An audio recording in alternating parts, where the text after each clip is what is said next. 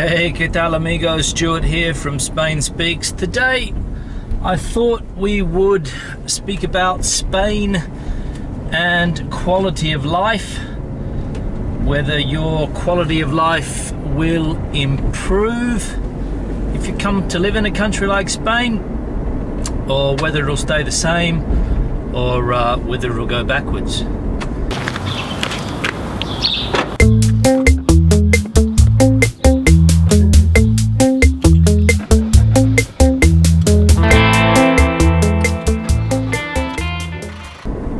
Now obviously quality of life is a very, how would I say, it's a very personal thing and depends on a lot of different factors. But I went to Wikipedia and I had a quick look at the definition of quality of life, and it was health, comfort and happiness were the three factors that determine somebody's quality of life. And of course, I suppose you also have to take into consideration other things, especially if you're still at a working age, like work-life balance, for example,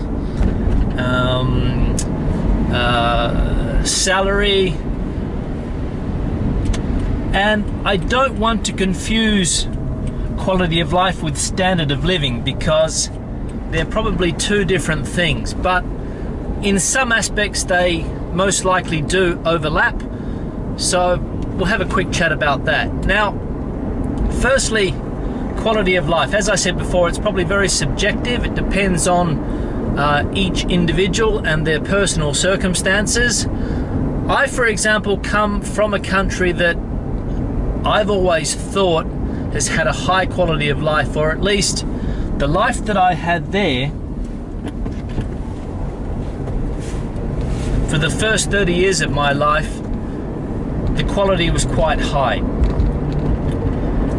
Now that was determined by various factors. Obviously my parents' situation for the first years of my life, and then also the chances that I had as a result of being, you know, an Australian citizen, having access to work,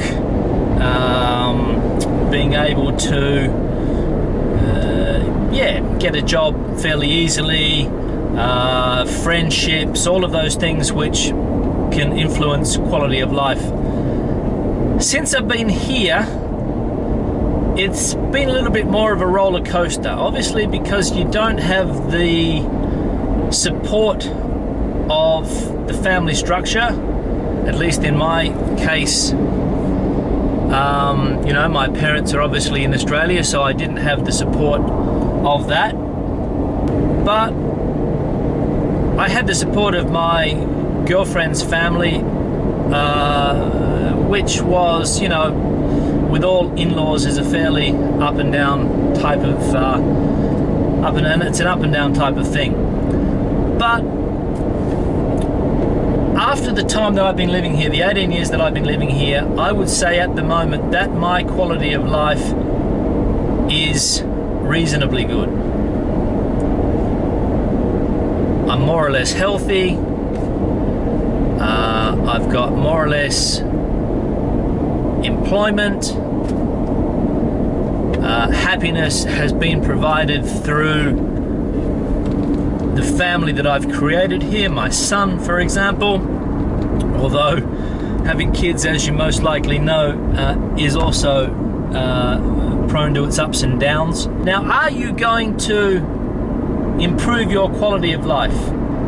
Now, if, for example, good weather is something that is fundamental to your improving your quality of life, then Spain is going to be a country that's perfect for you.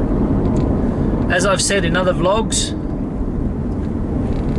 if you're looking for sun and beaches and a general laid-back atmosphere, Spain is a fairly good country in that sense. Spain is also a country that doesn't put any pressure on you from a religious point of view. Now, I'm not religious, but I can understand that a lot of people are. And Spain is a country that's not going to be in your face, religious-wise. Now, I'm just going here to get some petrol. So I'll just pull in here to the petrol station. And I'll continue this after I get some juice. Okay, so petrol's in the car, and I'll pick up where we left off. So I think I was talking about religious preferences. I mean, if that's something that is going to influence your decision on whether to come to a country like Spain or not, you know, religion is really on the back burner here. I mean, Spanish people and Spain in general is a Catholic country. And obviously the power of the church is something that has been strong in the past. And don't get me wrong, Spanish people are Catholic. It is something that is part of their lives. But they don't get in your face about religion, which is something that I like. And where I come from, that's also the case. I mean, you know, if you want to be religious, you can be religious. If you're not overly religious, then you can live without any pressure, which I think is something that influences people's quality of life. From an economy point of view, obviously Spain is a country that struggles from that point. And if you are looking for a job in a particular sector and you can't get one, that could affect your happiness and therefore affect your quality of life. For me, it hasn't been an issue because I've always more or less been able to get work. There's always been demand for what I do. So therefore, I've been happy in the sense that I've been able to not really improve my work prospects, but they've always been fairly even. And in that sense, I've been able to, you know, more or less get on with life, and it has again contributed to a level of happiness in my life. Quality of life will also depend on where you live in Spain. Whether you live in a big city or whether you live in a small village on the coast, and the services that you have at your disposal, and whether you need a car to get around, how cheap it is and how easy it is to get back to your country of origin should you need to go. And that's something that, you know, that I have to keep in mind as well. If for any reason I have to go back to Australia for an emergency, if there's a funeral, anybody gets sick, something happens and I have to go back unplanned, then it can be a bit of a, well, I suppose it would be a bit of a difficult prospect to try and get everything organised quickly and efficiently. If you're in the UK, you shouldn't really have that type of problem. I mean, you should be able to get back and forth from anywhere in Spain to the UK fairly easily. Ireland as well. The States also. I mean, it's only a 6-7 hour flight to New York, so in that sense, it's not too bad. So that's obviously something that you need to keep in mind as well, in order to keep that happiness state as well. Living in a big city like Madrid, yeah, it has its pros and cons. The work-life balance, I've come to the conclusion after working here in Madrid for the last 18 years that the work-life balance for a lot of people is not great. However, a lot of people do have a fantastic work-life balance. There's a lot of civil servants in Spain that are able to get their salary every month. They don't have to work long hours. They're not depending on the economy for their jobs or salary increases or anything like that. So from that point of view, it's fairly good. But that work-life balance in Madrid, in my opinion, is not great.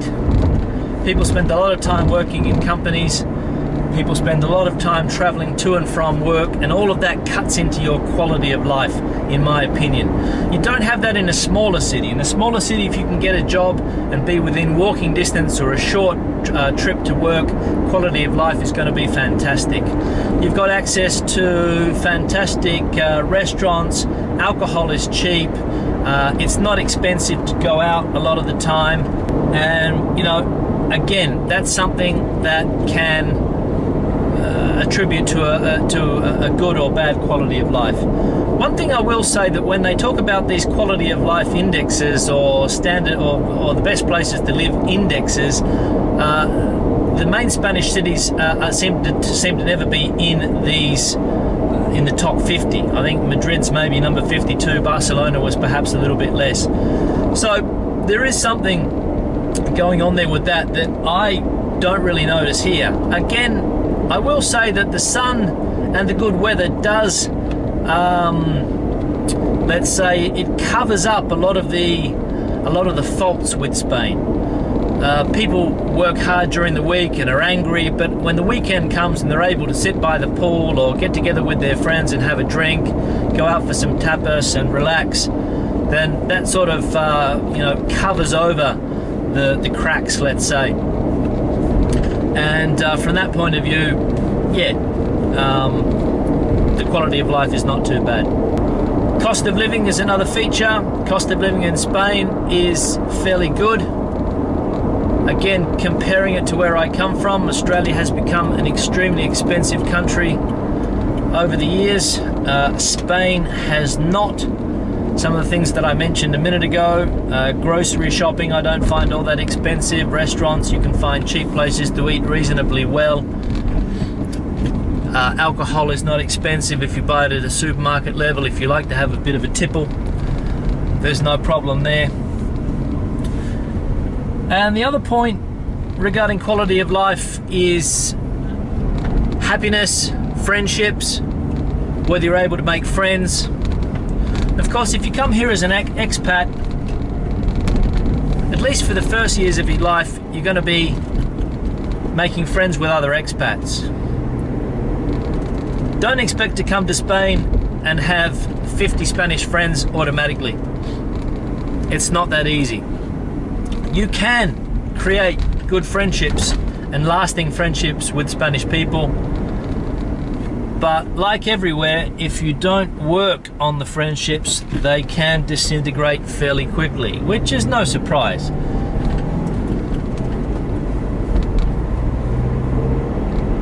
So I'm coming back to where I live now, so I'll start to cut this vlog off. So, quality of life in Spain,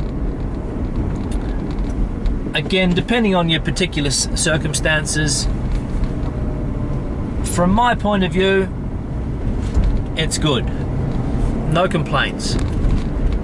I could do this vlog in 6 months' time again and say something completely different. I don't know. But at the moment, quality of life for me is okay. I don't complain. So yeah, take that into consideration. If you're looking for a place where people are not in your face, where the weather's good, where the cost of living is reasonable, and people are friendly, then Spain is a country that could satisfy you. There's some road work. So on that note, I'll sign off. Hasta luego. Any questions or comments, just leave them in the section below. I'll see you in the next vlog. I've got a few more things to talk about, so I'll be putting another vlog up soon. I'll see you in the next one. Have a good day. Hasta luego.